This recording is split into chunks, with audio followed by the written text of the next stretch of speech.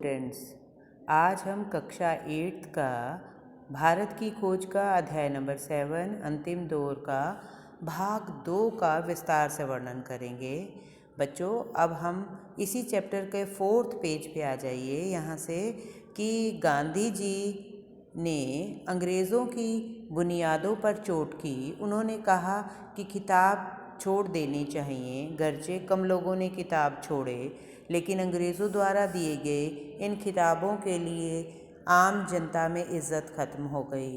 अर्थात गांधी जी ने जो अंग्रेज़ों की जो शासन की बुनियादें थी उनके ऊपर इतनी चोट दी। उन्होंने भारतीयों को समझाया, क्योंकि उस समय में अंग्रेज़ जो थे वो भारतीयों को खुश करने के लिए सर की उपाधि दे देते थे और इससे भारतीय बहुत खुश हो जाते थे। लेकिन उन्होंने भारतीयों को ये कहा कि अंग्रेज़ों के द्वारा दी गई जो उपाधियां हैं वो उन्हें छोड़ दें, क्योंकि अंग्रेज़ जो हैं वो भारतीयों के ऊपर अत्याचार करते हैं, शोषण करते हैं, भारतीयों पर आधिपत्य स्थापित करना चाहते हैं, इसलिए उनकी उपाधियों को छोड़ दें। और लोगों ने भी गांधी जी का कहा माना और अंग्रेज़ों के दिए हुए उन किताबों को उन्होंने छोड़ दिया। इससे क्या है, इससे उनकी इज्जत जो थी वो ख़त्म हो गई और वे पतन का प्रतीक बन गए। नए मापदंड और मूल्य स्थापित हुए।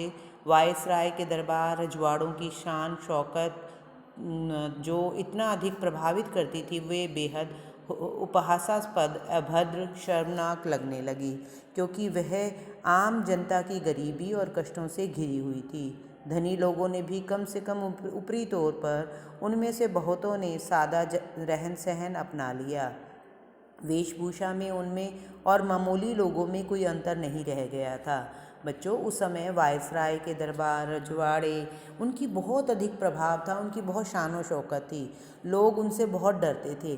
लेकिन जब भारतीयों को ये पता चला कि ये बड़े बड़े जो अधिकारी हैं, वायसराय हैं, रजवाड़े हैं, ये निम्न वर्ग का शोषण करके ही ये अमीर हुए हैं, इसलिए उनकी भारतीयों की मानसिकता में परिवर्तन आया और धीरे धीरे वो उनके खिलाफ हो गए। और उनके खिलाफ होने के कारण उन्हें ये पता चल गया कि वो आम भारतीयों की गरीबी और कष्टों से जो है वो घिरी हुई हैं। धनी लोगों ने कम से कम जो ये ऊपरी दिखावा करते हैं, ये निम्न वर्ग से ही उन्हें प्राप्त हुआ है। तो जब रजवाड़ों को ये पता चला, बड़े बड़े अधिकारियों को पता, तो उन्होंने उनका जो रहन सहन था वो भी बिल्कुल साधारण सा हो गया और वे उनकी और भारतीयों या निम्न वर्ग के लोगों का जो रहन सहन था उनमें कोई अंतर नहीं रह गया। कांग्रेस के पुराने नेता जो एक अलग और ज़्यादा निष्क्रिय परंपरा में पले थे, वे नई तौर तरीकों को आसानी से नहीं अपना सके और आम जनता की इस उठान से उन्हें परेशानी हुई। लेकिन जो हवा पूरे देश में बही, इन लोगों में भी उसका नशा कुछ दूर तक भर गया। कांग्रेस के जो बच्चों पुराने नेता थे, उन्हें गांधी जी जैसे या नए नेताओं ने जो एक हवा को प्रभावित किया था, उसे वो सहन नहीं कर सके, क्योंकि कांग्रेस के जो पुराने नेता थे वो तो अंग्रेज़ी अधिकार के या अंग्रेज़ी शासन के आधिपत्य में या उनके प्रभाव से प्रभावित हुए हुए थे। इसलिए जैसे अंग्रेज़ उनके ऊपर अत्याचार करते थे, शोषण करते थे, तो वो आम जनता को का साथ नहीं देते थे। लेकिन जो कांग्रेस के नए नेता और गांधी जी ने जब आम जनता का साथ देने लगे, तो वो पुराने नेता भी इस पर सोचने पर विवश हो गए कि उन्हें भी अब आम जनता का साथ देना होगा, क्योंकि जो हवा पूरे देश में बही उन लोगों में भी उनका नशा जो था वो दूर तक बहने लगा। अर्थात कांग्रेस के नेता भी धीरे धीरे अपनी विचारधारा को परिवर्तित करने लगे। ऐसा कहा जाता है, भारतीय मानस मूलतः निवृत्ति मार्गी है, पर गांधी जी ने इस निवृत्ति मार्ग के एकदम विपरीत थे। भारतीय जनता की निष्क्रियता के विरुद्ध संघर्ष करने और उसे बदलने के लिए जितना काम उन्होंने किया, किसी दूसरे ने नहीं किया। अर्थात गांधी जी ने आम जनता को निष्क्रियता के विरुद्ध संघर्ष करने की, निष्क्रियता मीन्स कुछ ना करना, कोई काम धाम ना करना के विरुद्ध जो संघर्ष किया और आम जनता के बदलाव के लिए जो भी काम किया, वो उनका साथ देने लगे। ऐसा साथ जो था आज से पहले किसी भी कांग्रेस के किसी भी नेता ने उनका साथ नहीं दिया था। इसलिए लोग जो है सोचने पर विवश हो गए और वो गांधी जी की इस विचारधारा में उनका साथ देने लगे। उन्होंने हमें गांवों की ओर भेजा और कर्म के इस नए संदेश को ले जाने वाले अनगिनत दूतों की गतिविधियों से देहात में चहल पहल मच गई। किसानों को झकझोर गया। हम लोगों पर प्रभाव दूसरे ढंग का था। हमने पहली बार ग्रामीणों को उनकी कच्ची झोपड़ी में भूख की छाया के साथ जो हमेशा उनका पीछा करती है चिपटे देखा। गांधी जी ने अपना जो झुकाव था बच्चों, वो गांवों की ओर था। उन्होंने वो मध्यवर्गीय परिवार, मजदूरों का साथ, किसानों का और खेतीहर लोगों का साथ उन्होंने बहुत दिया था। और इस कर्म के इस नए संदेश को ले जाने वाले उनके साथ अनगिनत लोग जो हैं उनका साथ देने लगे। और उन्होंने सबसे पहले अपनी कर्म भूमि कहाँ बनाई? गाँवों में बनाई। और इसीलिए गाँव में जब बनाई तो गाँव के जो पुराने कांग्रेस के नेता थे उन्होंने तो गांधी जी के साथ जाकर पहली बार ही गाँवों के अंदर इन कच्ची झोपड़ियों में लोगों की भूख को देखा था। क्योंकि कांग्रेस के जो पुराने नेता थे वो तो उच्च वर्ग के थे, उन्होंने या तो आज तक अमीरी ही देखी थी और वो किताबों के द्वारा या भाषणों के द्वारा जो है वो इन लोगों के बारे में सिर्फ सुनते थे। लेकिन वास्तविकता में आज उन्होंने पहली बार जो है वो जाकर उन कच्ची झोपड़ियों में भूख का वो साया देखा था और जो हमेशा उनका पीछा करता था और चिपटे देखा था। लेकिन इन यात्राओं में उन्होंने गांधी जी के साथ देश की अर्थव्यवस्था के बारे में जाना और वो उनका साथ देने लगे। इस भावनात्मक अनुभव हमें पहले भी हो चुका था और उन्हें बल मिला। अर्थात जब लोगों ने उनका साथ दिया तो गांधी जी को एक नया बल मिला। वो गाँव में जाकर मध्यवर्गीय परिवार, निम्न वर्ग के लोगों का उद्धार करने के लिए तत्पर होने लगे। आर्थिक, सामाजिक, दूसरे मामलों में गांधी जी के विचार बहुत सख्त थे। आर्थिक मामले हों, चाहे सामाजिक हों या दूसरे मामले हों, गांधी जी के जो विचार थे वो बहुत ही सख्त थे। उन्होंने इन सब को कांग्रेस पर लादने की कोशिश नहीं की। लेकिन चाहे उनके विचार कितने भी सख्त क्यों ना हो, लेकिन उन्होंने अपने विचारों को कांग्रेस या कांग्रेस पार्टी के ऊपर लादने की कोशिश नहीं की। उनमें से कुछ विचारों को उन्होंने कांग्रेस में बैठाने की कोशिश की। वे सावधानी से आगे बढ़े क्योंकि वे जनता को अपने साथ ले जाना चाहते थे। क्योंकि उनका ये मानना था कि अगर मैं अपने सख्त विचार लोगों पर अभी से डाल दूंगा तो लोग मेरा साथ नहीं देंगे। इसलिए चाहे वो खुद उनके विचार सख्त थे, लेकिन बड़ी सावधानी से वो धीरे धीरे इन विचारों को कांग्रेस पार्टी में लाना चाहते थे। क्योंकि वो अपना साथ लोगों का चाहते थे। उन्हें ये भी लगता था कि लोग मेरा साथ ना छोड़ जाएं, इसलिए अपने विचारों को उन्होंने धीरे धीरे जो है वो लाए ताकि लोग उनका साथ दे सकें। बहुत से लोगों ने उनके सभी विचारों को स्वीकार नहीं किया। कुछ लोगों का उनके बुनियादी दृष्टिकोण में मतभेद था। दो तरह से उनके विचारों को अस्पष्ट किंतु पर्याप्त प्रभाव पड़ा। वो कहते हैं कि उनके विचारों को स्वीकार नहीं किया गया, लेकिन कुछ लोग जो थे वो उनके बुनियादी दृष्टिकोण में मतभेद भी था। उनको कुछ विचारों से वो अस्पष्ट थे, लेकिन कुछ विचारों से वो स्पष्ट थे। लेकिन दोनों तरह से उनके विचारों को अस्पष्ट किंतु पर्याप्त प्रभाव पड़ा।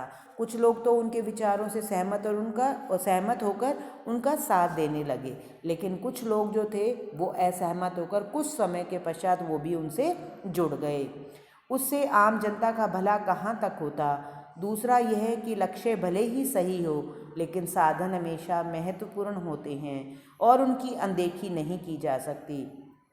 क्योंकि गांधी जी का ऐसा मानना था कि हमारा चाहे गोल कोई भी हो, ये नहीं कि हमें गोल को प्राप्त करना है, बल्कि उस लक्ष्य को प्राप्त करने के लिए हमारे साधन भी महत्वपूर्ण होना चाहिए।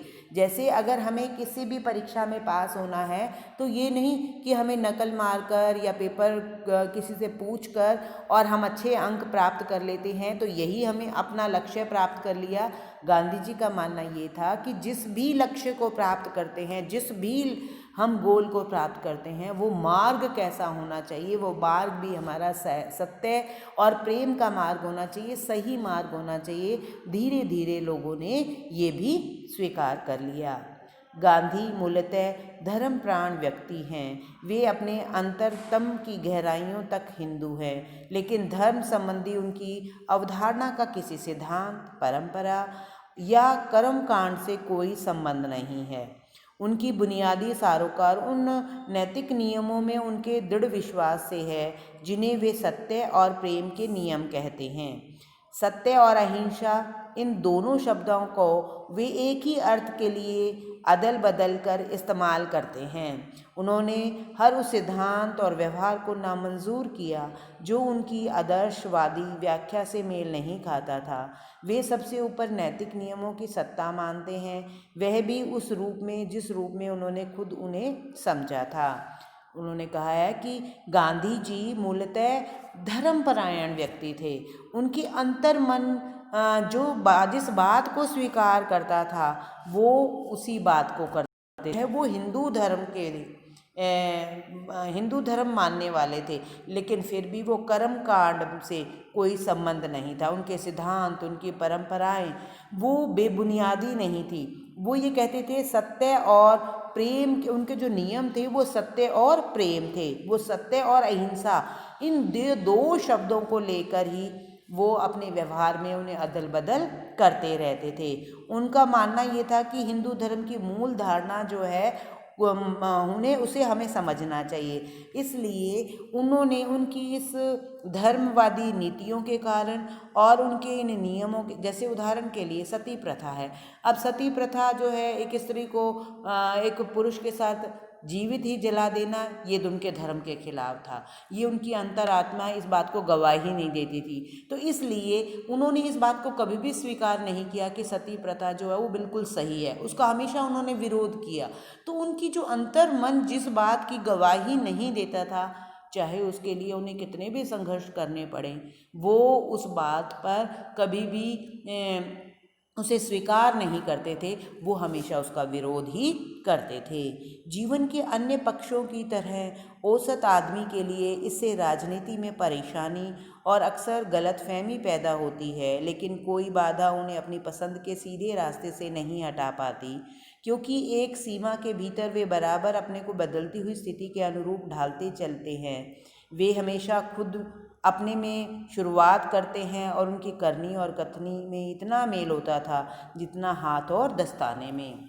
बच्चों, इसमें ये बताया गया है कि गांधी जी ने जो उनकी राजनीति में उन्हें परेशानियां आई, जो उनकी गलतफहमियां पैदा हुई, वो उन बाधाओं को दूर करते हुए अपने लक्ष्य को पा लेते थे। उनकी करनी और कथनी में कोई अंतर नहीं था।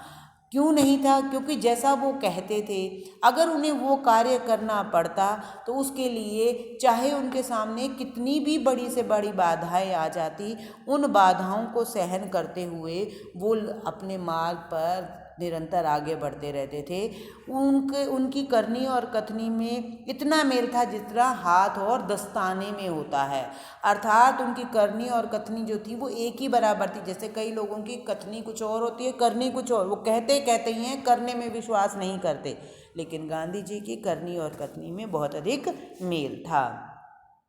जिस भारत को वे अपनी अच्छाइयों और आदर्शों के अनुरूप ढालने जा रहे थे, उनके विचार में उनका विचार था, मैं एक ऐसे भारत के लिए काम करूंगा जिसमें गरीब से गरीब व्यक्ति भी यह महसूस करेगा कि यह उसका देश है, जिसके निर्माण में उसकी आवाज़ प्रभावी है। एक ऐसा भारत जिसमें लोगों के ऊंच नीच वर्ग नहीं होंगे, ऐसा भारत जिसमें सभी जातियां पूरे संभाव में रहेंगी, ऐसा भारत जिसमें छुआछूत, नशीले मदिरा और दवाइयों के अभिशाप के लिए कोई जगह नहीं होगी, स्त्रियों को पुरुषों के समान अधिकार होंगे।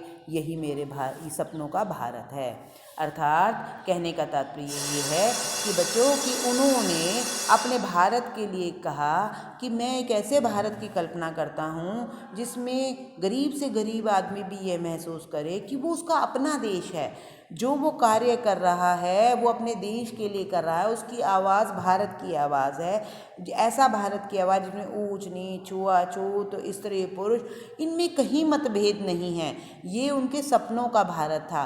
तो वो इस सपनों के भारत को, वो इनकी आवाज़ को आम जनता की आवाज़ बनाना चाहते थे। इसलिए उन्होंने अपने हिंदू विरासत का गर्व था, उन्होंने हिंदू धर्म को एक सार्वभौमिक बाना पहनाने का प्रयत्न किया और सत्य के घेरे में सभी धर्मों को शामिल कर लिया। उन्होंने अपनी संस्कृति विरासत को संकीर्ण बनाने से इनकार कर दिया। उन्होंने लिखा, भारतीय संस्कृति ना हिंदू है, ना इस्लाम, ना पूरी तरह से ही कुछ और है, यह सबका मिला जुला रूप है। उन्होंने आगे लिखा, मैं चाहता हूँ कि मेरे घर के पास सारे देशों की संस्कृति जितनी भी, उन्होंने लिखा कि जितनी स्वतंत्रता से संभव हो उतनी ही स्वतंत्रता से फैले, लेकिन उसमें से उन्होंने मेरे पैर उखाड़ दें, मुझे ये मंजूर नहीं। आधुनिक विचारधारा से प्रभावित होकर उन्होंने कभी अपनी जड़ों को नहीं छोड़ा और उन्हें मजबूती से पकड़ा रखा। उन्होंने अपने बारे में लिखा है कि जो हिंदू संस्कृति है वो हिंदू संस्कृति क्या है, ना तो ये ना हिंदू ना इस्लाम, पूरी तरह से कुछ और है, उनका मिला जुला रूप है। अर्थात कहने का तात्पर्य बच्चों क्या है कि उन्होंने भारतीय संस्कृति में हिंदू, मुसलमान, सिख, ईसाई, इनका मिला जुला रूप लिया। वो चाहते थे कि मेरे घर के पास सारे देशों की संस्कृतियां हों। ये नहीं उन्होंने हिंदुत्ववाद को ही बढ़ावा दिया, बल्कि उन्होंने भारतीय संस्कृति में सभी वर्ग के लोगों को उन्होंने एकजुट होकर अपनाने के लिए कहा। और ये जो संस्कृति थी ये सभी धर्मों के लोगों का इकट्ठी थी। आधुनिक विचारधारा से प्रभावित होकर उन्होंने कभी अपनी जड़ों को नहीं छोड़ा और उसे मजबूती से पकड़े रखा। और उन्होंने कभी भी जो है वो अपनी जड़ों को ना छोड़कर अपनी संस्कृति को मजबूती से पकड़े रखा। डूबे हुए लोगों को उठाने की लगन के सामने और सभी बातों की तरह धर्म का भी उनके सामने गौण स्थान था। एक भूखे राष्ट्र का ना कोई धर्म हो सकता है, ना कला, ना संगठन। करोड़ों भूखे मरते लोगों के लिए जो कुछ भी उपयोगी हो सकता है वही मेरे लिए सुंदर है। आज हम सबसे पहले ज़िंदगी की ज़रूरी चीज़ें दें और उसके बाद जीवन के लिए शोभा की वस्तुएं और अलंकार अपने आप ही आ जाएंगे। और उन्होंने कहा, मेरी आकांक्षा है कि हर आँख में हर आंसू को पहुँच लेना है। अर्थात कहने का तात्पर्य बच्चों क्या है, उन्होंने ये कहा कि भारत में कोई भी व्यक्ति भूखा नहीं होना चाहिए। हर भारतवासी के पास जो अनिवार्य तत्व है, रोटी, कपड़ा और मकान, ये होना चाहिए। ये नहीं कि मेरे देश में एक भी व्यक्ति जो है वो भूखा हो। उन्होंने इस गरीबी का अंत करने का भरसक प्रयास किया। और इन्होंने ये कहा कि अगर एक राष्ट्र में कोई भी अगर भूखा व्यक्ति है तो वो राष्ट्र एक सही राष्ट्र नहीं है। इसलिए उनकी, गांधी जी की ये इच्छा थी कि एक व्यक्ति के लिए जो 3 अनिवार्य तत्व है, रोटी, कपड़ा और मकान, ये हर एक भारतवासी के पास होना चाहिए। यह आश्चर्य की बात नहीं कि इस अद्भुत रूप से तेजस्वी आदमी ने, जिसका पैमाना सबसे गरीब आदमी है, भारत की सामान्य जनता को सम्मोहित कर लिया और उन्हें चुंबक की तरह आकर्षित किया। वे उनको अतीत के साथ भविष्य को जोड़ने वाली कड़ी की तरह जान पड़े। उन्होंने केवल अपने अनुयायियों में ही नहीं बल्कि अपने विरोधियों में और उन तमाम तटस्थ लोगों में भी जो इसके बारे में निश्चय नहीं कर पाते क्या सोचना है, क्या करना है, एक मनोवैज्ञानिक क्रांति पैदा कर दी। उन्होंने कहा, गांधी जी ने अपने पैमाने के द्वारा एक सामान्य लोगों को अपने साथ लेकर जो चलने की अद्भुत कला थी और जो उनकी जो बातें थी, वो सामान्य लोग उनकी ओर एक चुंबक की तरह आकर्षित हो गए। और आकर्षित होने के कारण वो उनके अनुयायी ही नहीं बल्कि अपने विरोधियों में भी, उनके तटस्थ लोगों के जिनके साथ उनकी विचारधारा नहीं भी मिलती थी, उन्हें भी उनकी ओर खींचने में सफल हो गए। ये एक उनका मनोवैज्ञानिक क्रांति पैदा हो गई, अर्थात जो गांधी जी के विचार थे वो लोगों के ऊपर इतने प्रभावशाली पड़े कि धीरे धीरे लोग जो थे चुंबक की भांति उनकी ओर आकर्षित होते चले गए। कांग्रेस पर गांधी जी का प्रभुत्व था, लेकिन एक खास किस्म का अधिकार था, क्योंकि कांग्रेस एक सक्रिय विरोधी अनेक पक्षीय संगठन था जिसमें तरह तरह की राय होती थी और उसे आसानी से इधर उधर नहीं ले जाया जा सकता था। गांधी जी की अक्सर दूसरों की इच्छा के सामने झुक जाते थे। कभी कभी वे अपने विरुद्ध फैसलों को भी स्वीकार कर लेते थे। इसी तरह सन 1920 में नेशनल कांग्रेस ने और काफ़ी हद तक देश में एक नए रास्ते को अपनाया और ब्रिटिश सरकार के खिलाफ बार बार संघर्ष किया। एक के बाद दूसरा अवज्ञा आंदोलन हुआ और इसके कारण बहुत कष्ट उठाने पड़े, लेकिन इन मुसीबतों को चूँकि खुद आमंत्रित किया गया था, इसलिए उनसे शक्ति ही मिली। जब अवज्ञा आंदोलन जारी नहीं हुआ था, तब भी भारत में ब्रिटिश सरकार तंत्र में असहयोग जारी था, गर्जे उसका आक्रामक चरित्र समाप्त हो गया था।